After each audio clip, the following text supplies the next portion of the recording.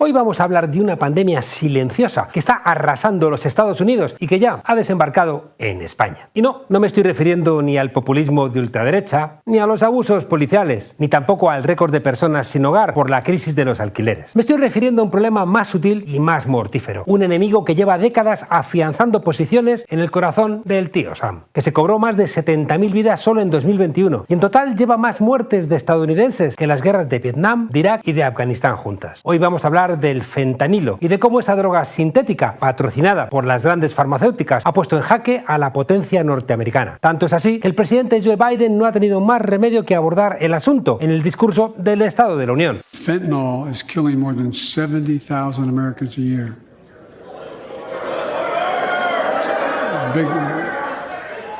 You got it. So let's launch a major surge to stop fentanyl production and the sale and trafficking. With more drug detection machines, inspection cargo, stop pills and powder.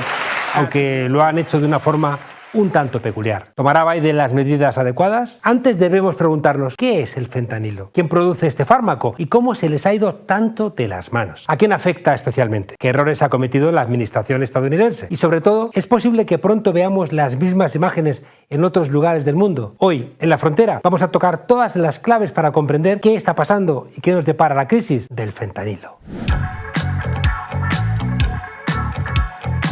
El fentanilo es un analgésico del grupo de los opioides sintéticos, desarrollado por la farmacéutica Janssen, sí, la de las vacunas del COVID, y fue allá por 1959. Fue presentado en sociedad asegurando que un dardo de fentanilo podría detener a un elefante. No es para menos, porque estamos hablando de una sustancia 50 veces más potente que la heroína y 100 veces más que la morfina. Aunque, vistos los efectos, el señor Paul Janssen, en vez de detener a un elefante, igual debiera haber hablado de detener a una generación entera de estadounidenses. Así que lo que no han conseguido ni las armas de fuego, ni los accidentes de tráfico, ni los grandes atentados, parece que lo está logrando el fentanilo, que se ha colocado como la primera causa de muerte entre los estadounidenses de 19 a 49 años, con nada más y nada menos que 200 fallecidos por sobredosis al día. Pero como un fármaco concebido para aliviar el sufrimiento de quienes padecían dolores graves o enfermedades terminales ha acabado por romper las costuras de todo un país. ¿Por qué está teniendo tanto éxito como droga? Otro de los factores que convierten al fentanilo en un opioide muy interesante de producir es que al ser completamente sintético no se necesitan grandes superficies destinadas al cultivo, como sucede con la heroína o con la morfina, que requieren de la planta de la amapola. Es decir, que si quieres producir fentanilo, lo puedes montar al estilo Breaking Bad. Yes!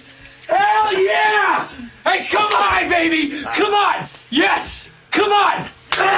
Por unos costes de producción así de razonables. Las farmacéuticas no lo dudaron ni por un segundo y el uso del fentanilo fue extendiendo entre la población a través de medicamentos de todo tipo. Bastaba un poco de ayuda de la administración norteamericana para que la aprobaran. Y qué mejor que contratar después al que iba a ser encargado de autorizarla. Pero las corporaciones farmacéuticas no fueron las únicas en aprovechar las ventajas de fabricación de esta sustancia.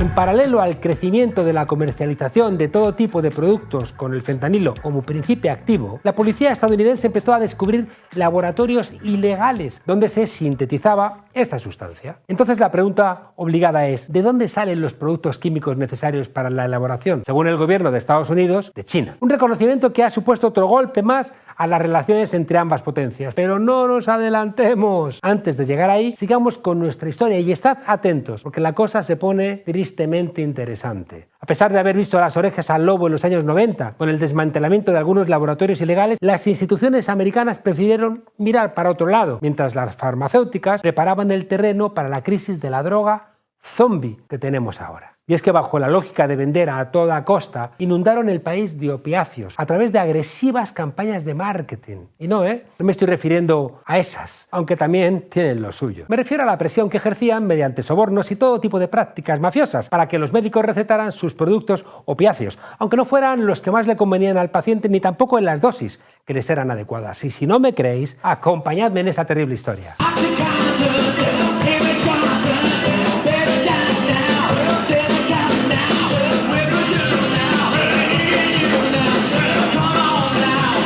En este vídeo, que deja al lobo de Wall Street como un cantante amateur, vemos al vicepresidente de Purdue Pharma, una de las farmacéuticas más importantes de Estados Unidos, arengando a sus comerciales para vender oxicodona, otro opioide altamente adictivo. ¿Dónde? Pues en un congreso de la empresa en 1997. El fármaco se había empezado a comercializar apenas un año antes. The rate of addiction amongst pain patients who are treated by doctors is much less than 1%.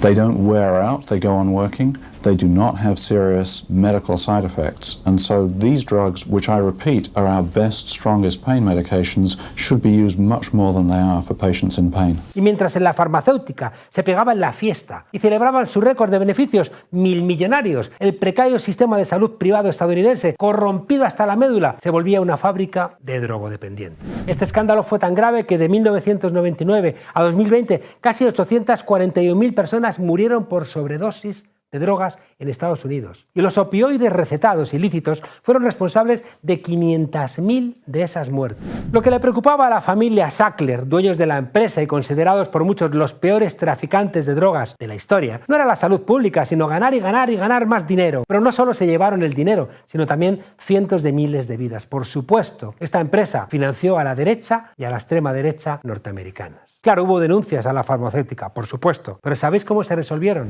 Pues la empresa condenada a una multa de 8.000 millones de dólares que nunca pagaría. Pero su bancarrota, declarada un año antes, hacía imposible el pago de indemnizaciones a las víctimas. La empresa Purdue acabó, por tanto, pagando únicamente los 225 millones, ya que el Departamento de Justicia renunció al resto si la empresa se disolvía. OxyContin generó 35.000 millones. Y la familia Sackler, mientras se resolvían los juicios, sacó 10.000 millones de la empresa. Había quedado demostrado que la familia Sackler estaba detrás del engaño y de las presiones. Y además iban a tener 9 años para pagar su minúscula multa, de manera que cuando lo pagasen serían más ricos que antes de empezar. Estamos hablando de empresas condenadas en repetidas ocasiones por generar la muerte de miles de personas y para los que las multas son solo un costo más a la hora de hacer negocio. Y al día siguiente, vuelta a empezar, mientras los responsables, esta gente que sabían perfectamente lo que estaban haciendo, se van de rositas, pagando en cómodos plazos y sin intereses una cantidad que desde luego no les va a privar de comerse cosas exóticas con caviar en sus jets privados. ¿No deberían ir a la cárcel los responsables de estas empresas? ¿Este es el modelo que quieren importar los conservadores europeos y latinoamericanos? La impunidad con la que se ha librado la familia Sackler no es ni más ni menos que la constatación del fracaso de las instituciones públicas norteamericanas. Y así se daban las condiciones perfectas para que los narcotraficantes y los camellos pudieran heredar el negocio de las farmacéuticas y seguir llenándose los bolsillos a costa de la salud pública de todo un país. ¿Y qué mejor sustancia que el fentanilo, por su potencia y facilidad de producción, para cubrir esa demanda? Los narcotraficantes están contaminando con fentanilo las drogas y pastillas que se venden en la calle. Hay fentanilo en la heroína y en la cocaína, pero también en pastillas para la ansiedad, para el dolor, incluso para el desorden de déficit de atención. ¿Quieres saber de una ciudad maravillosa destruida por el fentanilo? Vámonos a San Francisco. Esta ciudad de la costa oeste de Estados Unidos, hogar del emblemático Golden Gate y capital del movimiento LGTBI, siempre ha gozado de una gran popularidad. Y no es para menos, con Silicon Valley a un paso de distancia, San Francisco es una de las ciudades más ricas no solo de los Estados Unidos, sino del mundo. Pero el trasiego de multimillonarios y su atractivo como referente cultural progresista no le ha salvado de caer en las garras del fentanilo. A pesar de ser un bastión del Partido Demócrata, unas 20.000 personas se encontraban en situación de calle el año pasado. En una encuesta del 2022, el 12% señaló a las drogas o al alcohol como la principal causa de no perder su hogar. Las imágenes del barrio de Tenderloin, dramáticas, son solo una muestra de cómo este veneno se está extendiendo por todo el territorio estadounidense. Y parece que nadie puede detenerlo. Para que nos hagamos una idea de la magnitud del problema, en el primer trimestre del año, solo en San Francisco moría de sobredosis una persona cada 10 horas. Casi el doble que el año anterior. Se disparan las muertes por fentanilo en San Francisco tras el cierre de un centro de consumo controlado. Detengámonos un segundo aquí. ¿Cómo que cierran un centro de consumo controlado? ¿Ha llegado el proyecto Hombre a Estados Unidos? Al menos eso significa que existen centros de este tipo. O sea que hasta en el atomizado Estados Unidos se están tomando las decisiones para abordar colectivamente un problema social y de salud pública. Es importante saber que históricamente la mentalidad estadounidense no ha considerado a los adictos como víctimas de la droga, como personas enfermas a las que habría que ayudar. Son perdedores, son losers, que ellos solitos se han buscado en su castigo, su penitencia. Parece que algo está cambiando con esta crisis de los opioides. Quizá el motivo sea la muerte por sobredosis de fentanilo de personalidades como el cantante Prince, el joven trapero Lil Peep o el actor Michael K. Williams, nuestro querido Omar Little de The Wire. What exactly do you do for a living, Mr. Little? I rip and run. You... I rob drug dealers. O que en este caso no afecte exclusivamente a los más pobres y a las minorías, como sucedió con la heroína en los 70, que por cierto fue traficada por los propios militares y fue camuflada en los ataúdes de la guerra de Vietnam. Someone employed by this office believes that the United States Army is in the drug trafficking business and is trying to prove it by desecrating the remains of young men who have given their lives in the defense of democracy. There is dope on that plane. Shut the fuck up! O tal vez es que simplemente han llegado a la conclusión de que un problema así se debe abordar colectivamente, porque es tan grave que no hay alfombra lo suficientemente grande como para esconderlo. En cualquier caso, ¿va a bastar con esto? ¿Qué más están haciendo los Estados Unidos para detener esta pandemia? ¿Podría cortar la producción de fentanilo de raíz? Para responder a estas preguntas debemos saber quién está detrás de la droga que abastece al mercado ilegal. Según la DEA, la agencia antidrogas estadounidense, la gran mayoría del fentanilo que se consume en los Estados Unidos no es de producción nacional, sino que llega de terceros países. Los señalados como responsables, eso sí, sin pruebas, han sido los cárteles mexicanos que, aprovechando las rutas y la facilidad de producción, están sustituyendo la heroína y otras drogas por el fentanilo. Estos grupos, según denuncian en Washington, obtienen los precursores químicos necesarios para fabricar opioides sintéticos de China. Luego fabrican la sustancia en laboratorios secretos de México y finalmente las introducen de contrabando en los Estados Unidos. No olvidemos que en el mismo espacio de un fardo de heroína caben miles de pastillas de fentanilo. En una sola operación, la propia DEA incautó 50,6 millones de píldoras falsas y 4.500 kilos de polvo de fentanilo, el equivalente a más de 379 millones de dosis potencialmente mortales, suficientes para acabar con la población entera de Estados Unidos y Canadá. Así resulta que México, que ahora tiene un gobierno de izquierdas por primera vez en su historia, se ha puesto otra vez en el punto de mira de la política interna y externa estadounidense. Y tiene pinta de que este será un tema de campaña clave de cara a las elecciones presidenciales que van a celebrarse en noviembre del año que viene.